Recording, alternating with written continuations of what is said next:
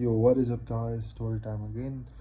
तो मतलब स्टोरी कुछ इस तरीके की, मतलब जैसे कि तुम सबको पता मैंने एसी लगवाया था, तो ठीक है। तो एसी जो बाहर वाली यूनिट होती है उसके पीछे एक चिड़िया जो थी वो अंडे मतलब घोंसला लगी थी बनाने, ठीक है। तो मैं स्टार्टिंग में मैंने नोटिस नहीं करा क्योंकि मैं घर के बाद ज़्यादा नहीं, लेकिन जब मैंने नोटिस करा उस टाइम भी आई गेस उन्होंने अंडे नहीं दिए थे। तो मेरे घर वालों ने बोला उसको हटा दो, लेकिन मेरी लेजीनेस की वजह से मुझे कोई फ़र्क पड़ता नहीं था। एंड मैंने सोचा भाई बनने दो यार, वैसा वैसा। तो मतलब वो मैंने इसलिए सोचा कि बनने दो क्योंकि मैं बहुत ज़्यादा आलसी इंसान हूँ, उनको हटाना पड़ेगा, तो ऐसा वैसा। तो उसकी वजह से मैंने ऐसा नहीं हटाया उन्हें, ठीक है। फिर उसके बाद भाई मेरे एसी में कुछ प्रॉब्लम लगी आने, तो मैंने एसी वाले ठीक करने वाले को बुलाया। उसने बोला अंडा, मेरी मम्मी ने बोला उसको हटा दो। तो फिर मतलब उसने उसको हटा के मतलब एक बास्केट के अंदर रख दिया। फिर बास्केट को यहाँ पे मेरे मतलब उसी इंडोर यूनिट के नीचे एक मतलब लैडर है, तो उसके ऊपर टॉप पे रख दिया। मतलब वो ऐसे वाली लैडर नहीं जो दो वाली होती है, जो ऐसे खुल जाती है इस साइड इधर, उसके बीच में ऊपर ऐसे ऐसा होता है, तो उसके ऊपर रख दिया, ठीक है। तो मतलब फिर मेरा एसी भी ठीक हो गया, फिर मतलब सब कुछ ठीक हो गया, तो मतलब वो चलने लगा। तो ऐसे उसी की प्रॉब्लम थी, ठीक है। फिर उसके बाद भाई हुआ गया कि थोड़े दिनों के बाद भाई हम पहले मेरे हिसाब से उसके अंदर 3-4 थे बच्चे, लेकिन उस दिन जो हमने एसी से नीचे निकाला था उस दिन एक ही बचा था अंदर।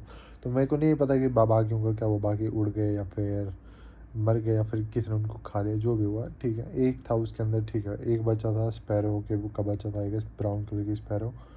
तो फिर उसके बाद हुआ क्या कि मतलब थोड़े टाइम के बाद एक क्रो, मतलब मैंने सुबह उठा था एंड तो मैंने अपना खिड़की खोली है, मतलब एक क्रो आया उड़े, तो वो उस बास्केट के ऊपर बैठने का उसने ट्राई किया, ठीक है, उसको खाने के लिए। एंड बास्केट के ऊपर बैठा वो, लेकिन उसके बाहर से वो बास्केट पलटी हो गई एंड क्रो भी नीचे गिर गया, लेकिन वहाँ पर मैं उड़ के भाग गया। एंड वो चूज़ा भी नीचे गिर गया, तो मैंने चूज़े को उठा के अंदर डाल दिया, ठीक है।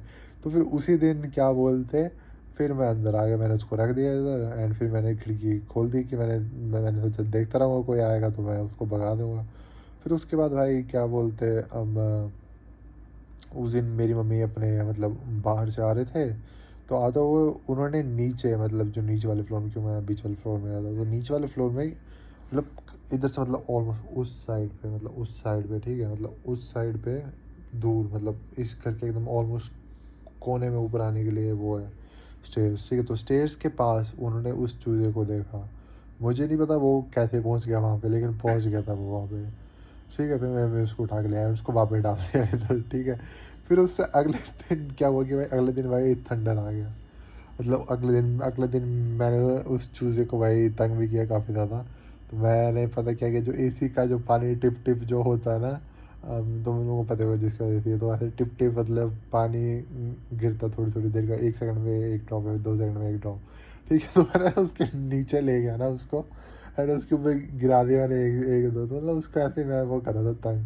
मतलब मेरे को मज़ा आ रहा था भाई, मर थोड़ना जाएगा यार दो दो बूंद पानी से। तो मैंने उसको उठा के रख दिया, ठीक है। फिर उस दिन शाम को आया ढेर सारा तूफ़ान, मतलब तूफ़ान है बहुत ढेर सारी, मतलब जो बोलते हैं ना कि थंडर स्टॉर्म, तो मतलब वैसा शायद से बारिश हुई, मेरे को कोई आइडिया नहीं है, लेकिन हवा चल रही थी बड़ी ज़ोर से, ठीक है।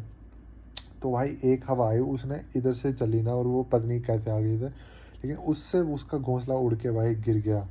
एंड वो आई मीन बड़ी ज़्यादा स्पीड से गिरा, कम से कम मतलब काफ़ी स्पीड से गिरा, आवाज़ भी काफ़ी ज़ोर से हुई, ठीक है। एंड फिर वो इतनी मतलब उसके शॉक से वो आई गेस मर गया होगा। तो फिर मैंने उसको उठा के देखा, तो भाई वो मर गया था, मतलब मैंने उसी टाइम चला गया, मतलब मैंने उसे गिरते हुए देखा। एंड मतलब उसकी वजह से उड़ गया, ठीक है। फिर उसके बाद भाई वो उड़ गया, मतलब उड़, हाँ ऐसे नहीं उड़ गया, मतलब फिजिकली नहीं उड़ा, मतलब आत्मा उड़ गई उसकी, ठीक है। तो फिर उसके बाद भाई मैंने उसको उठा के रख दिया। फिर वो अगले दिन मैंने मम्मी को बोला देख देख लेना, अगर सुबह तक नहीं हिला तो मतलब टपक गया ये, मेरे को पता था उस टाइम टपक गया, लेकिन फिर मम्मी ने आज सुबह उसको हटा दिया। फिर मतलब उड़ गया था वो, ठीक है। तो वो बात है। तो इससे हमें कुछ फ़िलासफ़िकल लेसन्स मिलते हैं ज़िंदगी के लिए, जो कि मैंने सोचा तो मतलब इतना मेरे दिमाग में नहीं आया, लेकिन मतलब जो मेरे दिमाग में पहले मैं वो बता देता हूँ, फिर जो मैंने लिखा है या फिर जो यहाँ पे लिखा हुआ है मैं वो पढ़ के बता देता हूँ। तो मेरे दिमाग के अंदर है कि भाई लेज़ीनेस जो होती है ना, वो काफ़ी ज़्यादा चीज़ों के लिए बुरी चीज़ होती है, तुम्हारे अपने लिए नहीं, तुम्हारे आसपास जिन लोगों का तुम बुरा नहीं चाहते हो, जिन लोगों का तो तुम मतलब अच्छा चाहते हो उनके लिए, एंड तुम्हारे लव्स वन के लिए या फिर अपने लिए काफ़ी ज़्यादा बुरी चीज़ होती है लेज़ीनेस एंड तुम्हारा आलसीपन, ठीक है।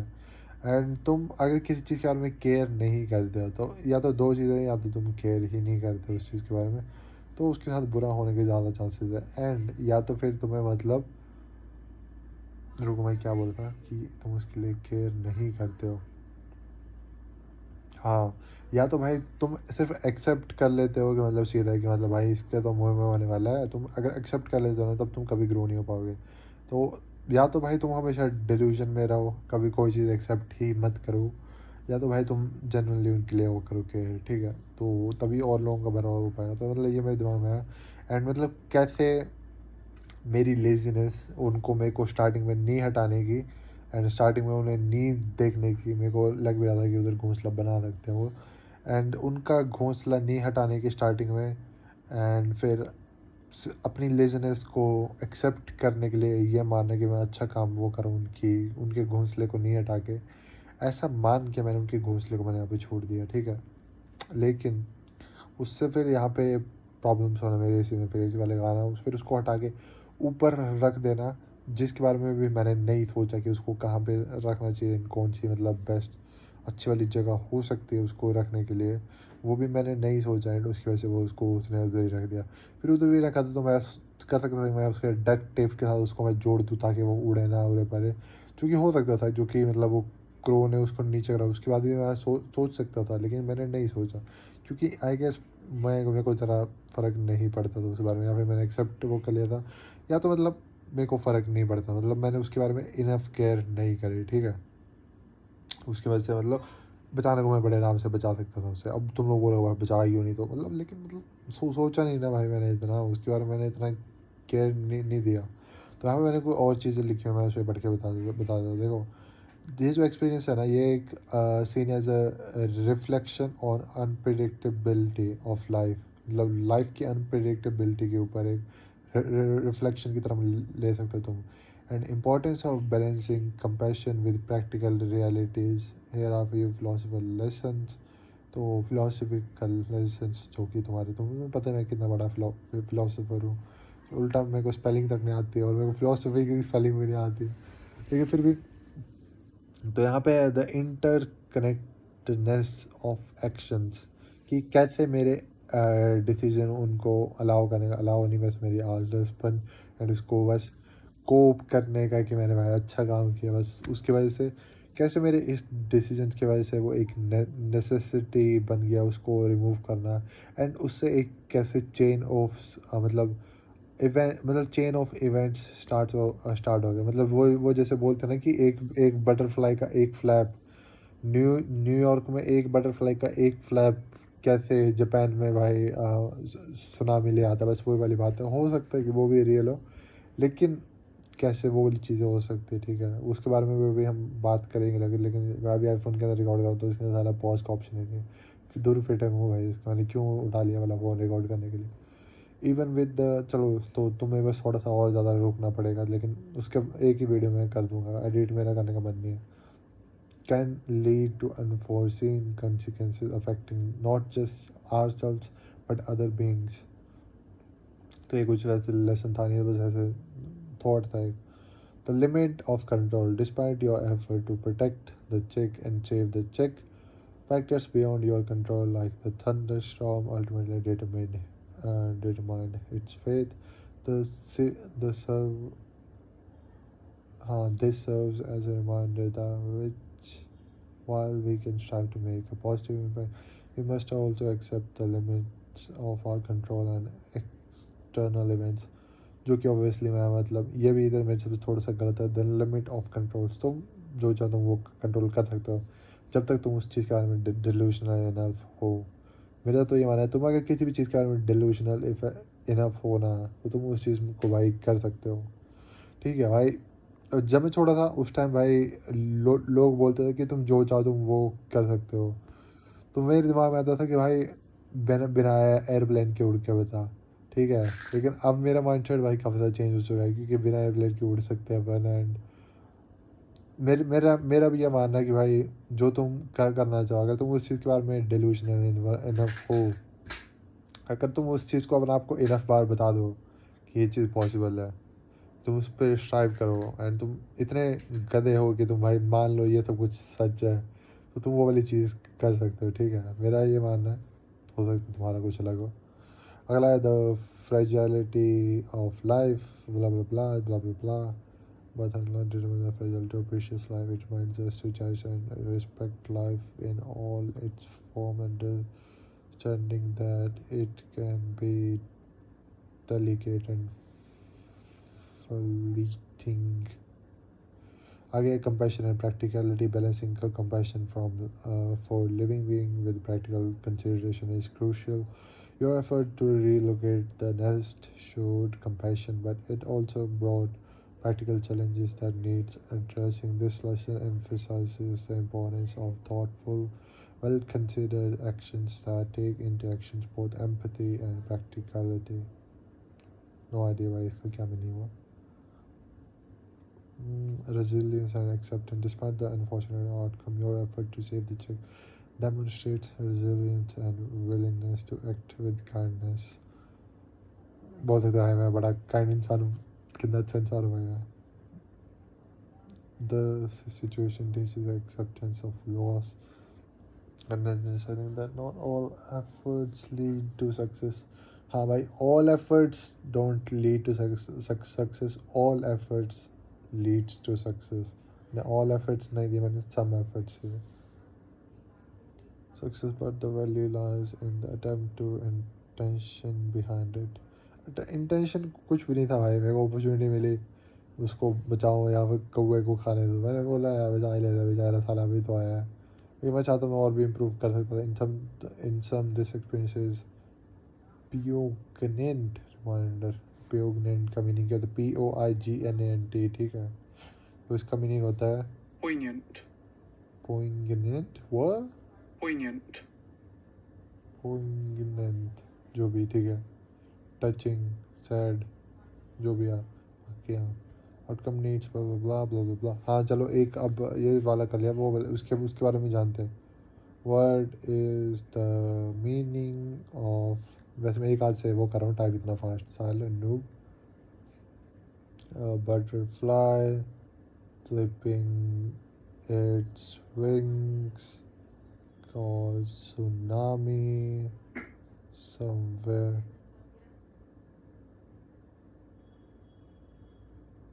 तो यहाँ पे अब इसके बारे में जानते हैं कि क्या होता है.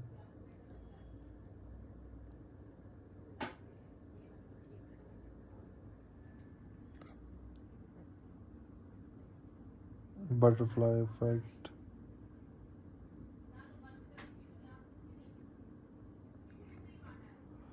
बटरफ्लाई इफेक्ट, हाँ भाई.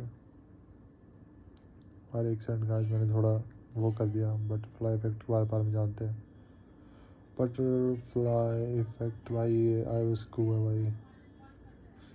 ना तो भाई पॉज का है, ना तो भाई कैमरा घुमाने का है, ठीक है. हाँ तो भाई यहाँ पे अभी अपन आ चुके हैं. यहाँ पे देखते हैं भाई कि अरे यार इसकी माँ का भाई भरोसा डेंटिस्ट का सुझाव. भाई क्या हो रहा है ये बहन के लोड़े भाई, इसकी माँ का. एक सेकंड गाइस, एक सेकंड.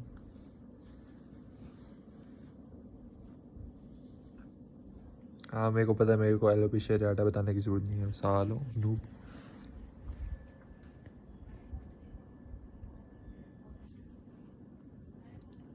ये भाई फिल्टर नहीं है भाई, इसकी क्वालिटी इतनी ज़्यादा वो है भाई ख़राब. रुको मैं दिखा दे तो भाई कि फ़िल्टर नहीं है भाई. ये देखो भाई, इसकी भाई क्वालिटी ही इतनी वो आ रही थी ख़राब. फ़िल्टर नहीं है भाई ये, ठीक है. तो मतलब अब यहाँ पे मैं बटरफ्लाई इसको भाई पढ़ लेता हूँ, ठीक है. The butterfly effect is concept in chaos theory. Chaos theory तुम्हें नहीं पता तो मुझे पता है, लेकिन मैं भी नहीं बताऊँगा क्योंकि मुझे भी नहीं पता, या फिर मुझे पता है तो मैं बताना नहीं चाहता. दोनों में से एक चीज़ है, तुम लोग देख लेना कौन सी है. That illustrates how small seemingly insignificant action can lead to large unpredictable consequences over time. The term is often used to describe how minor change in a system initial condition can have profound and far-reaching effects on its future side. भाई काफ़ी true है, काफ़ी true है. जैसे कि भाई अगर मैं उस दिन यूट्यूब पे नहीं जाता, एंड मैं वो चीज़ के ऊपर एक्शन नहीं लेता जो कि मेरा नेचर में है। वो भी देखा आधी आधी चीज़ों में लेता हूँ, आधी चीज़ों पर नहीं लेता हूँ। अगर मैं उस दिन नहीं लेता तो भाई आज मैं इधर नहीं होता, आज मैं थोड़ा बहुत करीब होता आई गेस, या फिर कुछ और कर रहा होता अच्छा, मे बी, डोंट नो भाई। यहाँ पे उसके बारे में profound effects on the future. The idea is popularly encapsulated by the metaphor butterfly flapping its wing in Brazil, potentially causing a tornado in Texas weeks later. The metaphor emphasizing the sensitivity of complex systems such as the weather, ecosystem, blah blah blah, social media. रुको भाई यहाँ पे पढ़ लेते हैं। Interconnectedness, everything is interconnected and changes one. भाई काफ़ी true, लेकिन मैं इसको प्रेडिक्ट नहीं कर सकता क्योंकि मेरा दिमाग अभी इतना कैपेबल नहीं है। थोड़े सालों बाद जब मैं साइबॉर्ड बन जाऊँ तब मुझे बताना, मैं इस चीज़ को ज़रूर प्रेडिक्ट कर दूँगा।